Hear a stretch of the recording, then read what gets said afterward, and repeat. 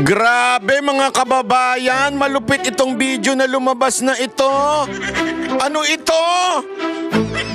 Ay grabe naman. Hindi ko akalain totoo pala. May lumabas pong video na nagpapatunay ng matinding relasyon ni Llamas at ni Ontiveros. Naku po, ang lupit mga kababayan. Abang-abang lang kayo dyan, matinding pasabog to. At naku po, kinumpirma mismo. Naku, grabe, di ko kinaya. Di ko kinaya.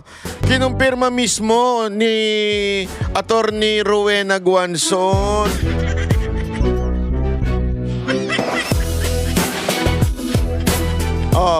Kumuha na kayo ng kape ninyo para habang ay kayo'y nanonood at nakikinig kay Banat Bay, may sabay-sabay tayo magkakape. Dahil matindi itong pag-uusapan natin ngayon. Ito'y matagal na lihim na nabunyag na. Nako! Parang hindi ko ata ma-imagine. Hindi ko ata ma-imagine. Naku, Banat Bay! Nako, yung maduming utak ni Banat Bay kasi minsan na talaga nga namang na nadudumihan yung mga ganyang klaseng pananao. Anyway, bago yan, pag-usapan muna natin yung kasi maganda yung bardagulan ni Attorney Rowena Guanzon at saka ni Llamas. At doon sa interview, may nilabas na malupit si Attorney Rowena Guanzon. Grabe.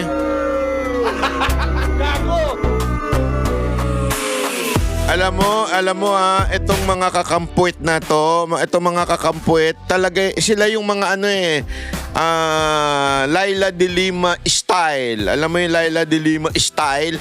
Yung linis-linisan, pero mali.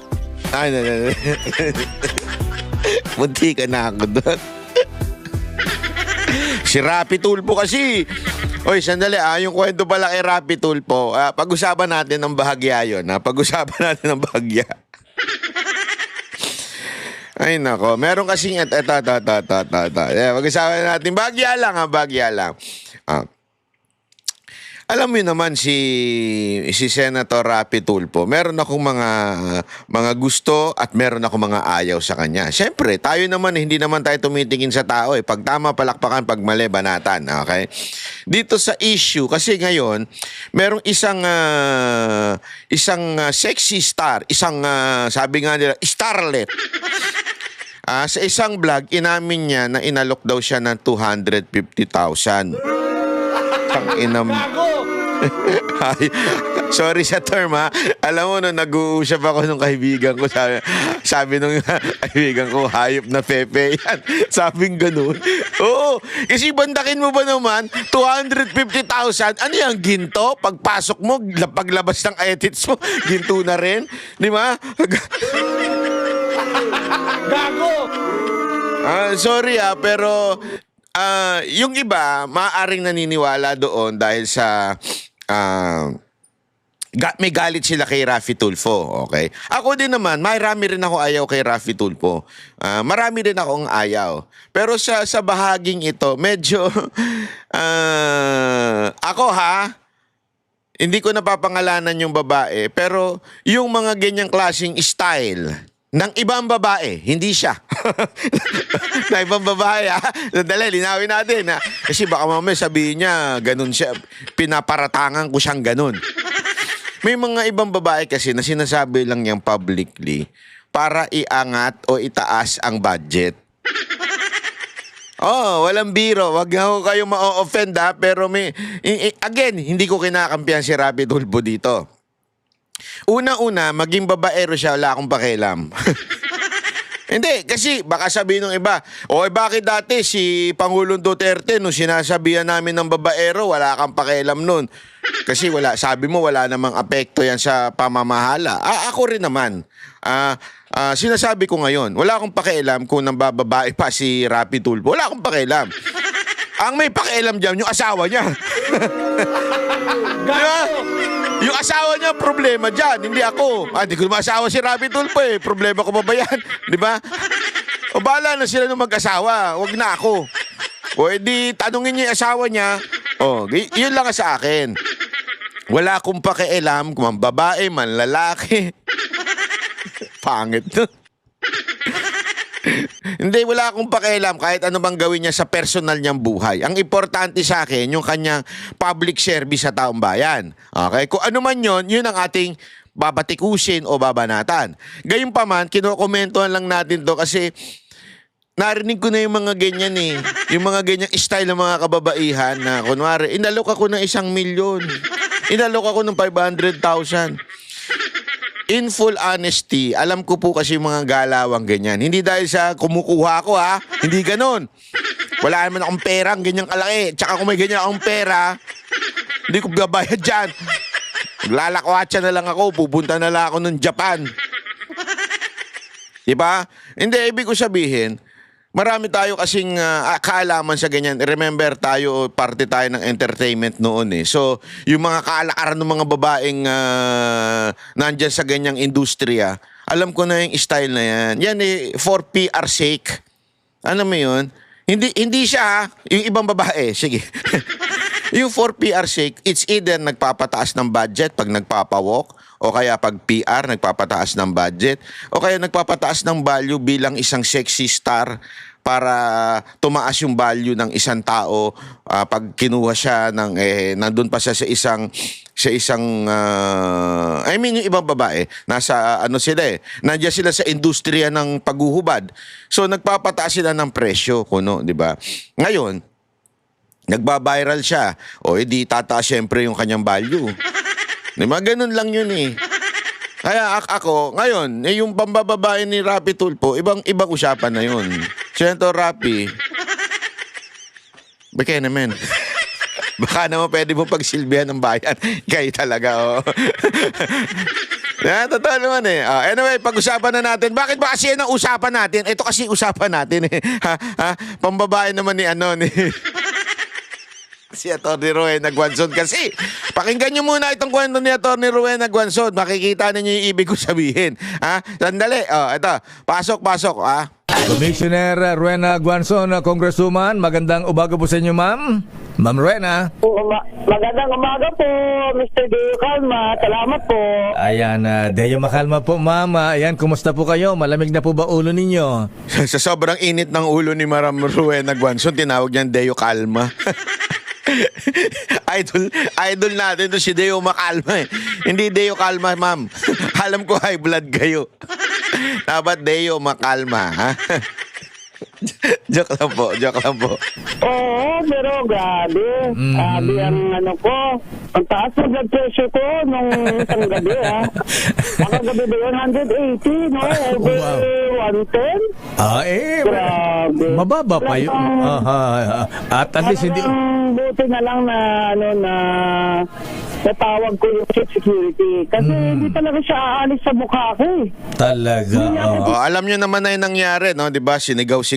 Sinabihan siya na para bagang nilait siya, minaliit siya. Diba? Alam mo sa totoo lang, napanaginipan ko yung mga ganitong pangyayari. Hindi ako nagbibiro.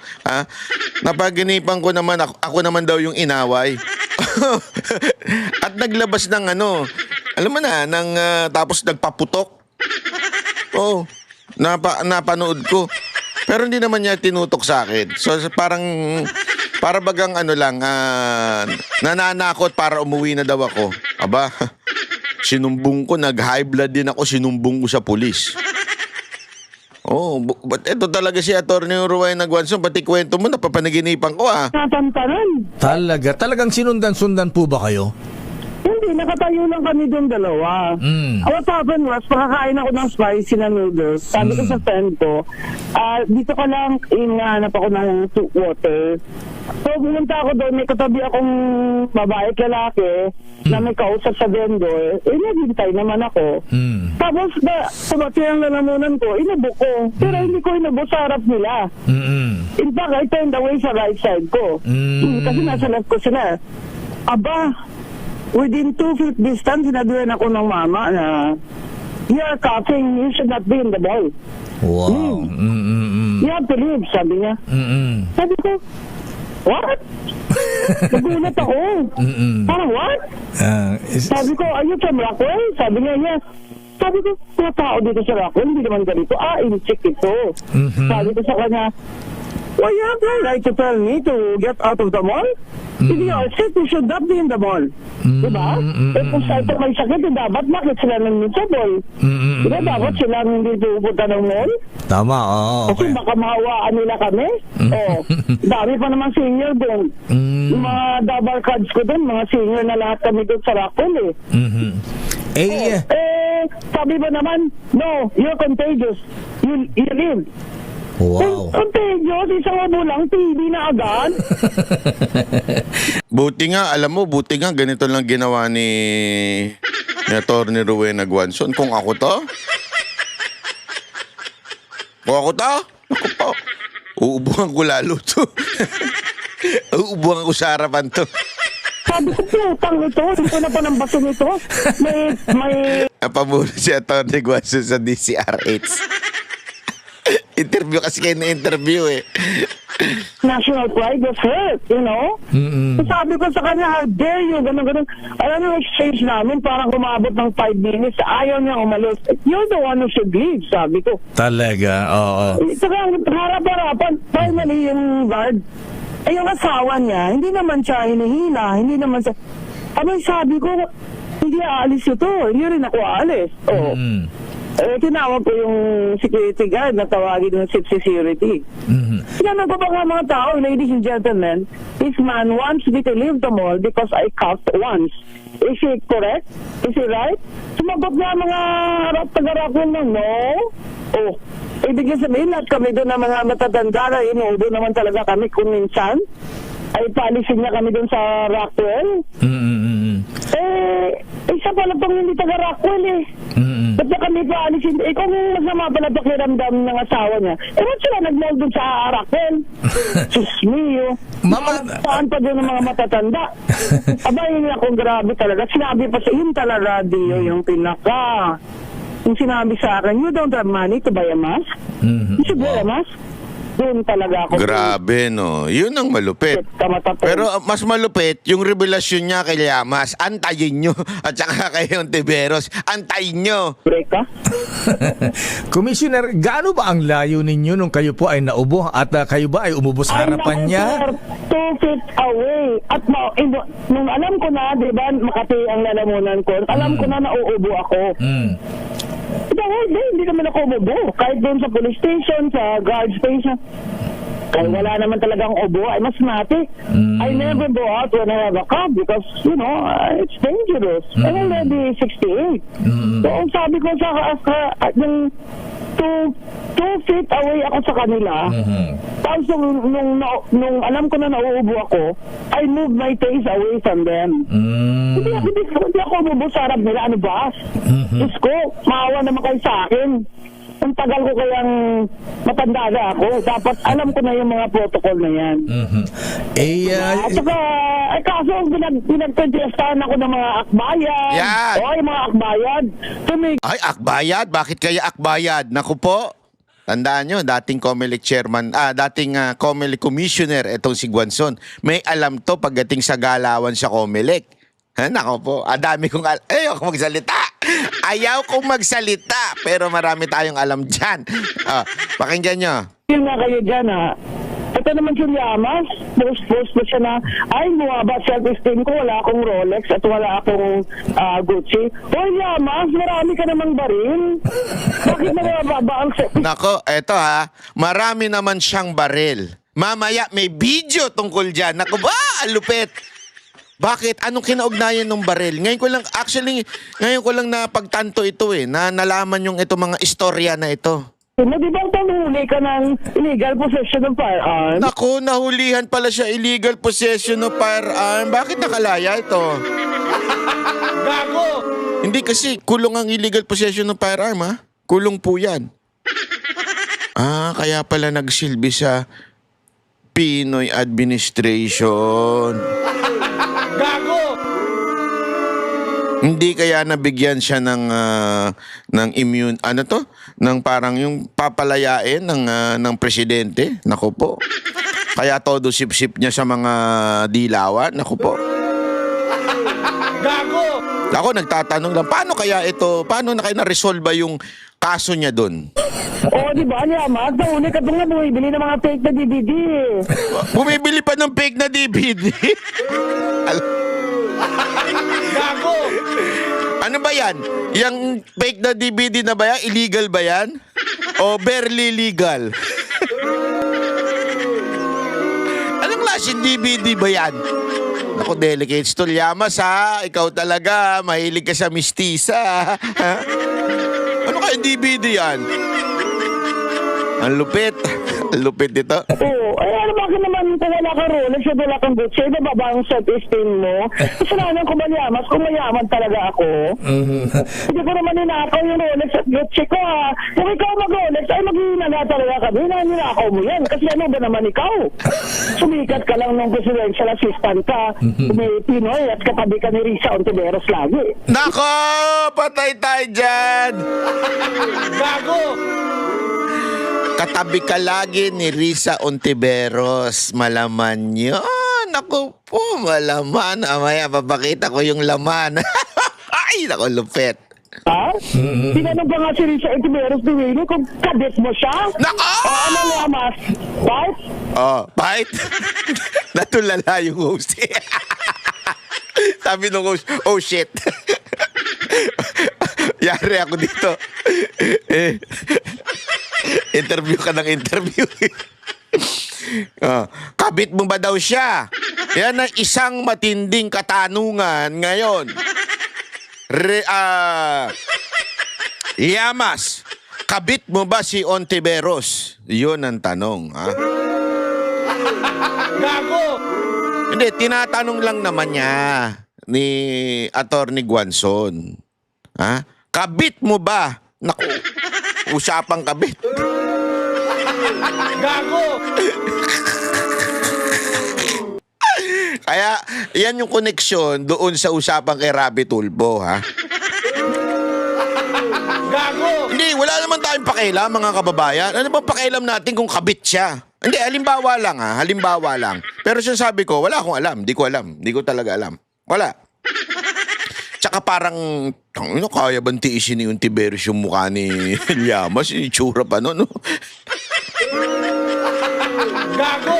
Hindi ko talaga alam. Wala, honestly ha, this is the first time na narinig ko ito na parang kino-confirm or may mga bidyong lumabas. Hindi ko alam ha. Wait lang.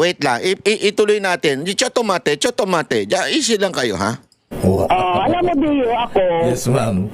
I'm very, very friendly. Politiko din naman ako, nag-commissioner ako, lahat ng mga ito nagbigay ng tulong sa akin. Sige, magbangayan tayo. Sasabihin ko sa public, yung mga iba dyan sa inyo, you tried to bribe me, Naka? or tried to bully me, Naka? or told me to appoint so-and-so in their province.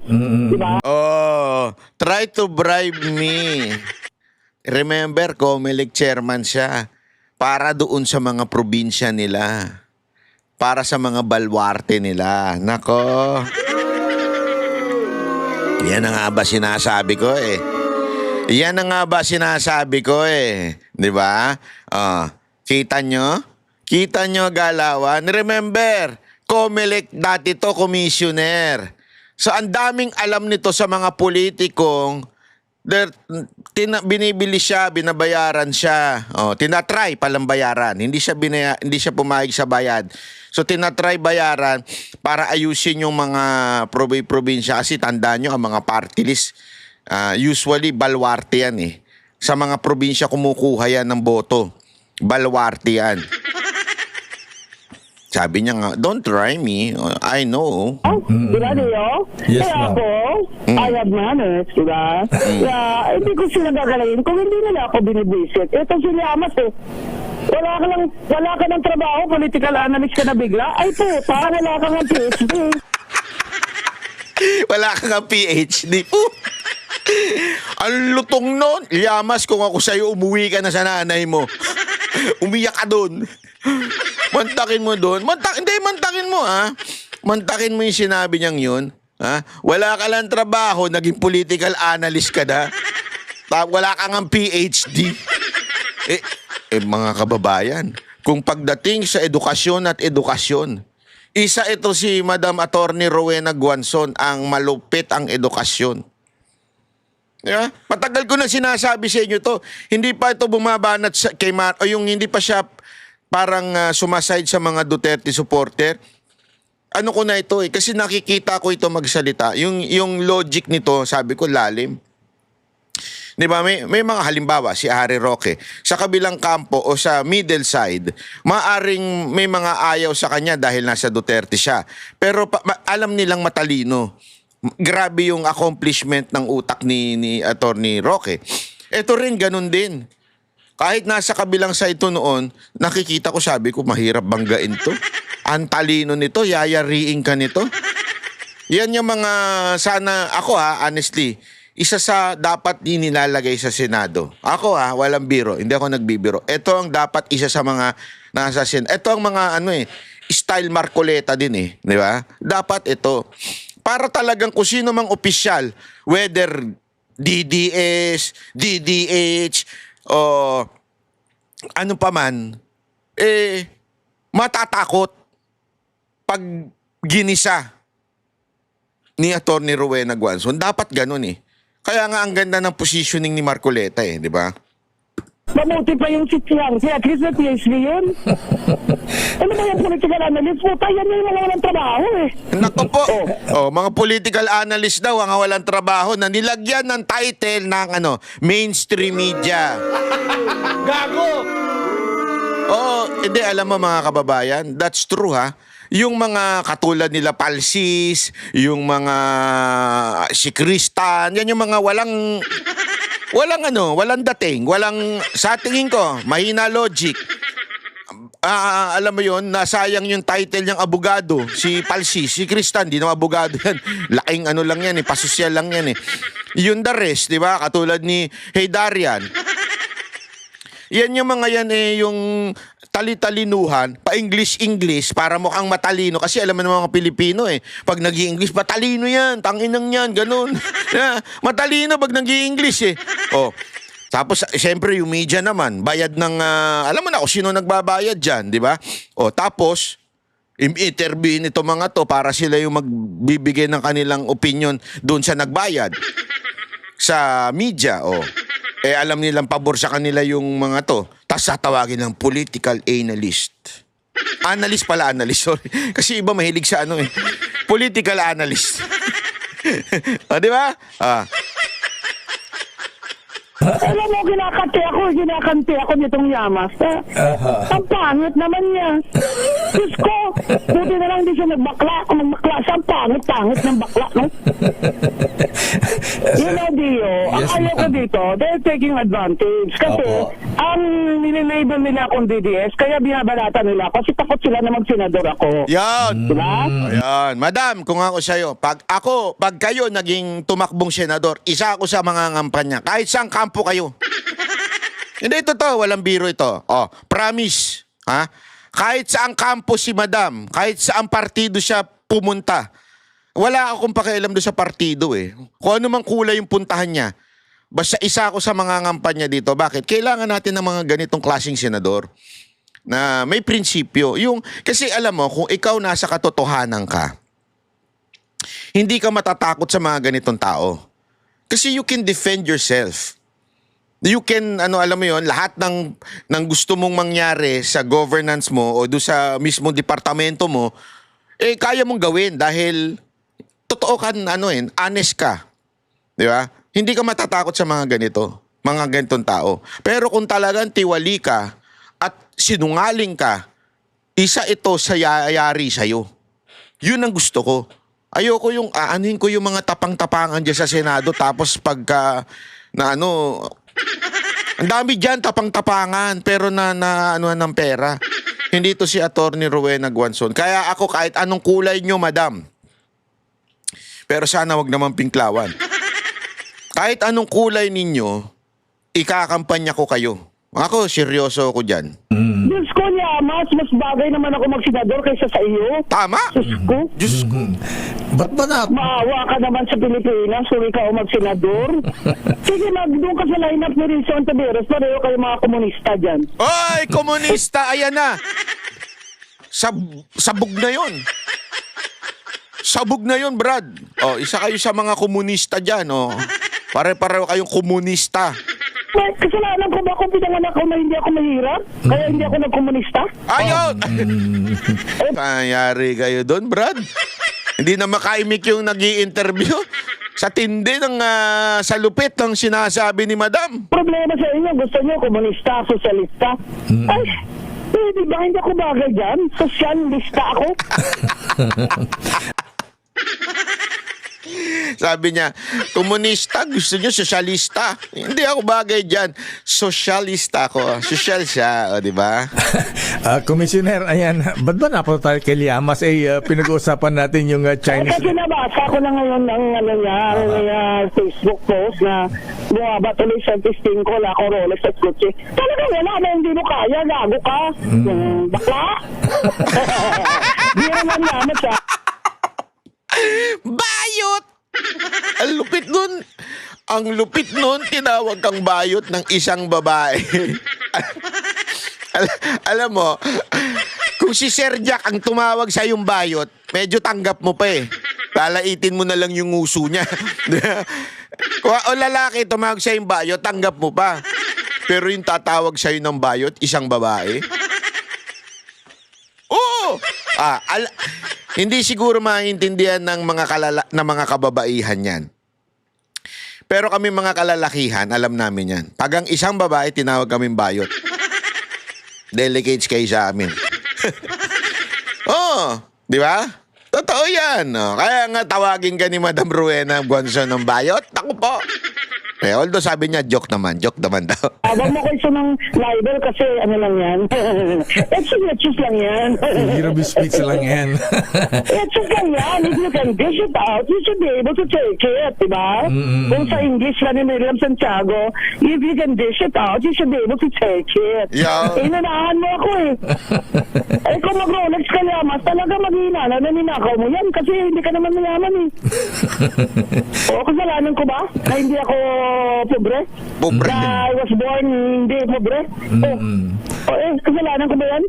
Hindi naman ako nagnakaw. Kayo lahat, magdanakaw ang mga Nako po. mga magnanakaw dyan sa Congress sa Nako po. milyon-milyon ng mga watch. Naku po. Na dapat mahiya, di ba? May tayo dun sa mga corrupt na mga congressmen. Anyway, Commissioner Ma'am, balikan natin yung kinasuhan nyo nga daw ba yung Chinese national na sumita sa inyo dyan sa Rockwell? Ano po? Ano yun? Kinasuhan nyo po ba? Nag-file po ba kayo ng complaint? Kinasuhan. Akala ko kinasahan. Hindi po ako nagdadala ng baril mula nag-retire ako. Kayo naman. Kinasuhan ko po. Pinadala ko po sa police station and warrantless arrest. Abay, sir, nung nagbibigay ako ng statement ko doon, lumabas na yung chief of police, kinausap sila. Gusto nila sabi nila sa lawyer ko, na classmate ko, hindi daw sila ng areglo. Kasi may lawyer, maghingi ng story. Sabi ko, pwede naman yan, pero yung video niya. Kasi nagkakalat na ngayon yung video na parang ako yung... Ituloy natin yan ha, mamaya. 9 minutes, tuloy natin yan. Ipakita. Kami ang boses ng masa, hindi natatakot. Katotohanan lang, di kami nalulunod. Walang bahid ng sismis, lahat ay totoo. Kahit sino ka pa, pag mali ka babanatan ka. Walang pinipili kulay, wala kaming kinikilingan. Basta para sa bayan, kami lalaban. Pag tama palakpakan, pag mali banatan. Di matitinag, di matatakot, para sa bayan tuloy ang sigaw. Sa harap ng kamera, walang halong takot. mga baluktot, lahat kayo'y tutumba. Ang hustisya at totoo, yun lang ang mahalaga. Kahit sinong harang, di kami matitinag. Walang pinipiling kulay, wala kaming kinikilingan. Basta para sa bayan, kami lalaban. Pag tama palakpakan, pag mali banatan. Di matitinag, di matatakot, para sa bayan tuloy ang sigaw. Kung nasa tama ka, ikaw ay aming kasama. Pero pag mali ka, handa ka na bang mabasag? Banateros kami, walang inuunan, dahil bayan muna bago ang sarili.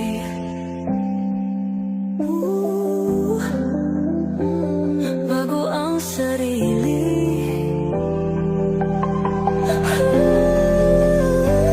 Pag tama palakpakan, pag mali banatan. Banateros ang sigaw, katotohanan ang laban.